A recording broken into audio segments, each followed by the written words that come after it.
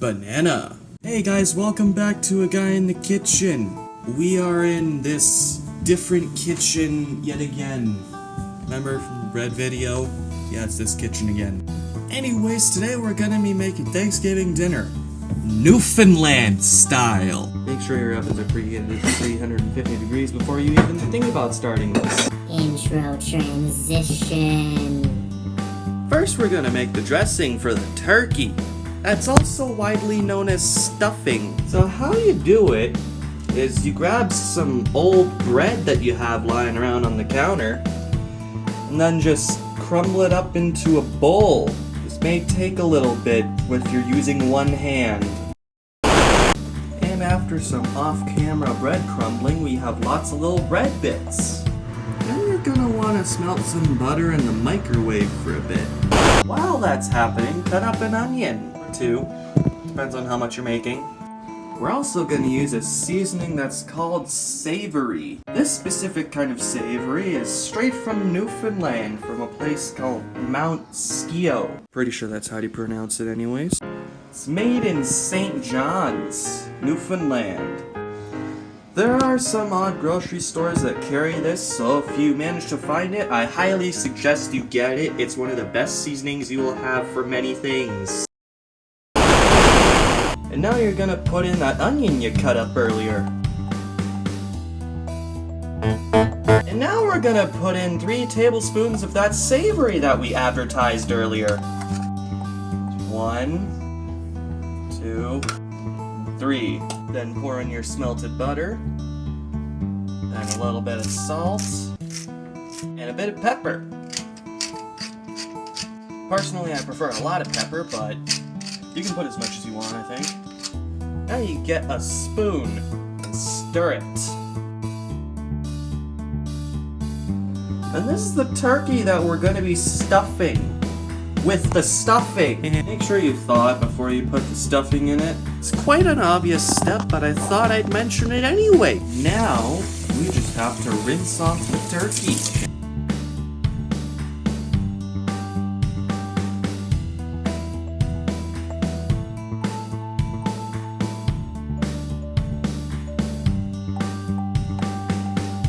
And now we just gotta dry the turkey.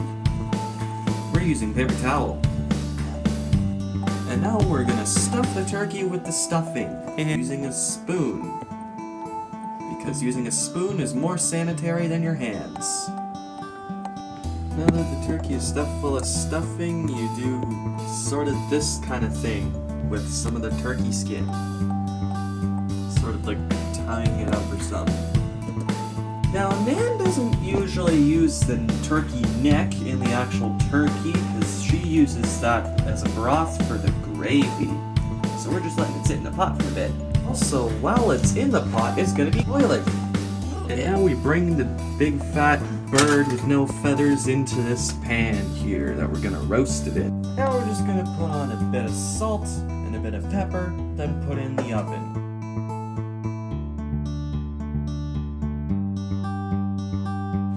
Make sure the thing has a lid. Now we just bring this over to the oven, which I hope is preheated, and then close the door. While the turkey's in the oven, we got some Salt beef. If you live in Newfoundland, you know what I'm talking about. Now, Nan still uses her pressure cooker, which makes it cut down on cooking time, so that's good. Now we just gotta put some water in the pressure cooker pot and let it boil for about 20-ish minutes. Now while all this is cooking and getting ready, we're gonna cut up some of this stuff. It's called vegetables, kids. Now we gotta peel these carrots. Oh wow, it magically peeled. So did all the other ones. Next is the turnip. There, the turnip's done. Now it's time to cut the cabbage. And now the last part is we just gotta peel some potatoes. Wait, where'd the potatoes go? Oh, they're down in here. I really need to work on my transitions. Now while the turkey is cooking, we're gonna cut up another onion. Oh wow, the onion broke. Now it's time to add the onion to the turkey. And then put the turkey back in the oven. So now we're gonna get all the vegetables and stuff ready.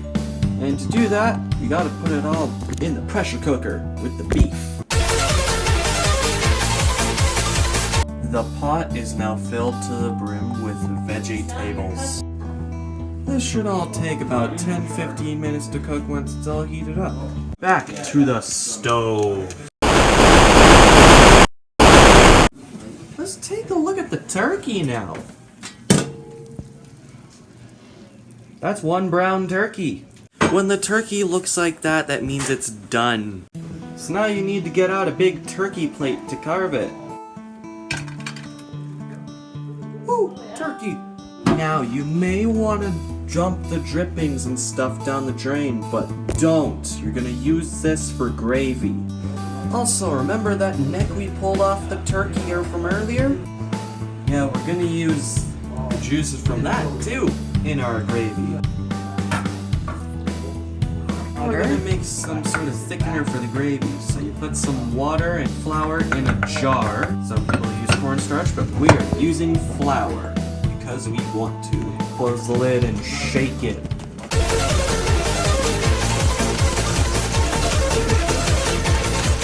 Make sure your gravy is on the stove and cooking as you whisk it. So now's the time to pick your weapon of choice to use against the turkey. We're using like a meat saw sort of thing. So now we're gonna cut the turkey open.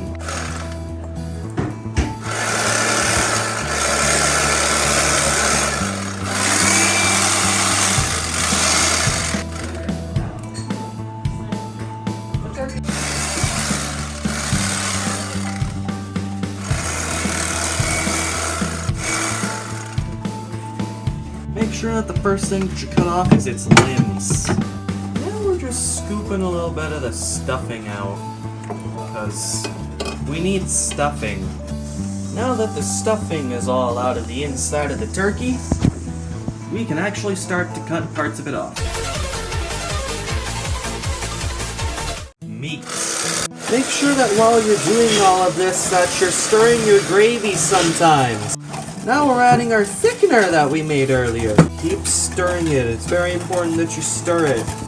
And now if you want, you can start boiling some water in a kettle for a cup of tea later on. Or, you know, you could just heat some water to heat your gravy boat, your gravy. Cranberry. Don't not pay attention to your gravy. Now this is what it looks like after the turkey has met a knife. You want to pick off this part. Tastes good. And then wrap your turkey in foil so it stays warm while the other food is cooking. Gravy's pretty much done. Stuffing is all done. And the turkey is all done. We got some cranberry. And the vegetables should be done pretty soon. So we did a little bit of off-camera preparation. Got the potatoes in a container. We're getting the carrots out into a container. Done the rest of the vegetables in there. Will be in a different container, I think. I did out of the same container, but whatever. We're taking them out of the pot. And I still need to stir the gravy. All that's left in there now is Cabbage. which of course you have to strain into a strainer. Like that. And of course we can't forget about the salt beef in there.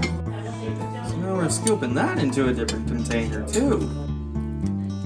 It looks very beefy. Cabbage. And there we have it, Thanksgiving dinner. So let's see how this tastes. That's pretty good. Anyways. Awesome food. Perfect. Vegetables I was told to eat